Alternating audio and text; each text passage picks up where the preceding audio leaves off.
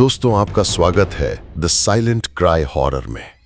आज हम आपको सुनाने जा रहे हैं भारत के सबसे रहस्यमयी और श्रापित गांव कुलधरा, राजस्थान की कहानी। लोग कहते हैं कि यहां सदियों पहले जो श्राप दिया गया था उसकी गूंज आज भी सुनाई देती है। और आज हमारे साथ हैं अभय प्रताप, जिन्होंने अपनी आंखों से वहां वो सब देखा है जो शायद किसी और ने कभी ना देखा हो। तो अभय, हमें बताइए उस रात क्या हुआ। धन्यवाद। मैं ये कहानी शुरू करने से पहले एक बात साफ कर दूं। ये कोई अफवाह नहीं है, ये सब मेरी आंखों के सामने हुआ। वो ठंडी रात थी। हम 4 दोस्त राजस्थान घूमने गए थे। किसी ने मजाक में कहा कि चलो कुलधरा गांव चलते हैं और वहां रात बिताते हैं। हम सब हंसते हुए तैयार हो गए, लेकिन हमें क्या पता था कि यही हमारी जिंदगी की सबसे बड़ी भूल साबित होगी। गांव में कदम रखते ही लगा जिसे वक्त रुक गया हो। टूटी हुई हवेलियां, धसी हुई छतें और हवा में धूल और राख की गंध।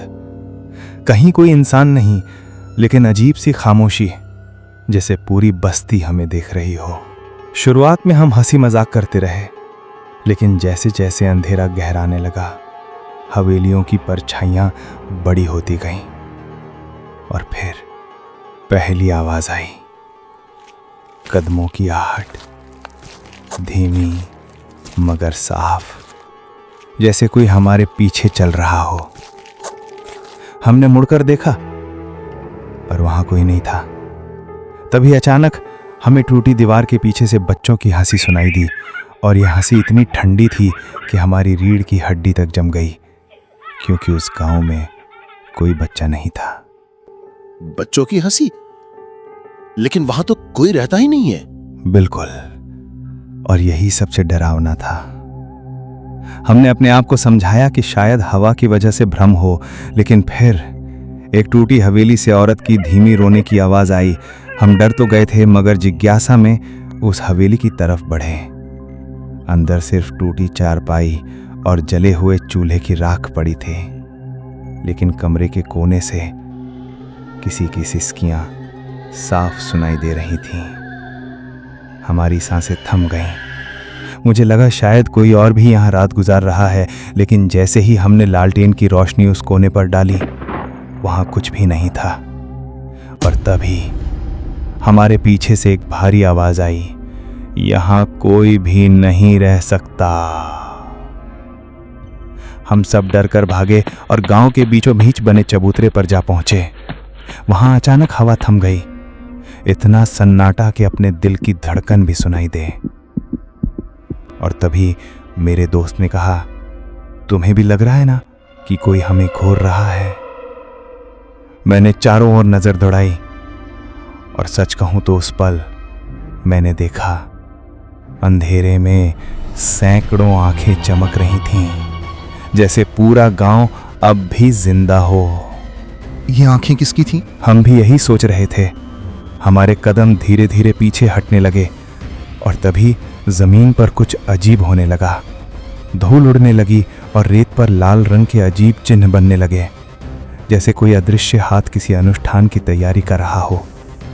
फिर अचानक पूरे गांव में एक साथ आवाज गूंजी, कुलधरा हमारा है, कोई यहां नहीं रह सकता। वो आवाज इतनी गहरी और भारी थी कि हमारे कान सुन्न हो गए। हम चारों ने एक दूसरे को देखा, और तभी मेरे तीनों दोस्त अचानक गायब हो गए। मैं अकेला चबूतरे पर खड़ा था। चारों ओर अंधेरा और हवा में वही आवाज गूंज रही थी, कुलधरा हमारा है, कोई यहां नहीं रह सकता। क्या तुम्हारे दोस्त कहां गए? मैंने हर तरफ खोजा, उनके नाम पुकारे, लेकिन कोई जवाब नहीं। अचानक हवेली की टूटी खिड़कियों से बच्चों की हंसी फिर गूंजने लगी, लेकिन इस बार हंसी नहीं, चीखें थीं। ऐसी चीखें जो इंसान सह ही नहीं सकता। मैं भागने लगा, लेकिन अजीब ये था कि चाहे जिस गली से निकलूं, हर बार वापस उसी चबूतरे पर पहुंच जाता, जैसे गांव ही मुझे बाहर नहीं जाने देना चाहता था। और तभी मैंने देखा, मेरे तीनों दोस्त सामने खड़े थे, लेकिन उनकी आंखें बिल्कुल खाली। चेहरा सफेद और पैरों के नीचे परछाई नहीं। उनके होठों से बस एक ही शब्द निकल रहा था, भाग नहीं पाओगे। मैं चीखना चाहता था मगर आवाज तक नहीं निकली। हे भगवान, फिर क्या हुआ? मैंने अपनी पूरी ताकत लगाई और आंखें बंद कर भागा। पता नहीं कैसे मैं किले की टूटी दीवार पार कर गया। सुबह की किरणों में खुद को बाहर पाया, लेकिन मेरे तीनों दोस्त कभी वापस नहीं लौटे। लोग कहते हैं उन्होंने गांव में कदम ही नहीं रखा, लेकिन मैंने उन्हें अपनी आंखों से देखा था और आज भी उनकी चीखें मेरे कानों में गूंजती हैं।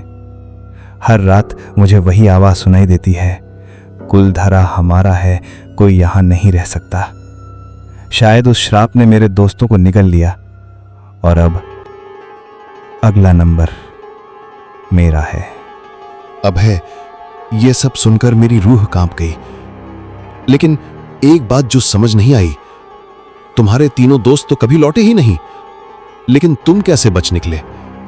तुम यहां मेरे सामने कैसे बैठे हो? क्या तुम सच में सोचते हो कि मैं बच गया था? क्या मतलब? मैं भी उसी रात मर चुका था। कुलधरा गांव से कोई भी वापस नहीं लौटता और अब मैं अकेला नहीं रह सकता। ये तुम क्या कह रहे हो? अब अगला नंबर तुम्हारा है। चलो मेरे साथ कुलधरा वापस चलते हैं।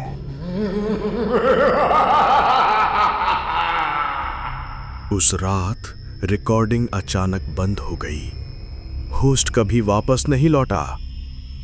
आज तक द साइलेंट क्राई हॉरर की इस आखिरी टेप को लोग सुनते हैं, लेकिन सच ये है कि जो भी इस कहानी को सुनता है उसकी नींद उड़ जाती है, क्योंकि अगला नंबर शायद तुम्हारा हो।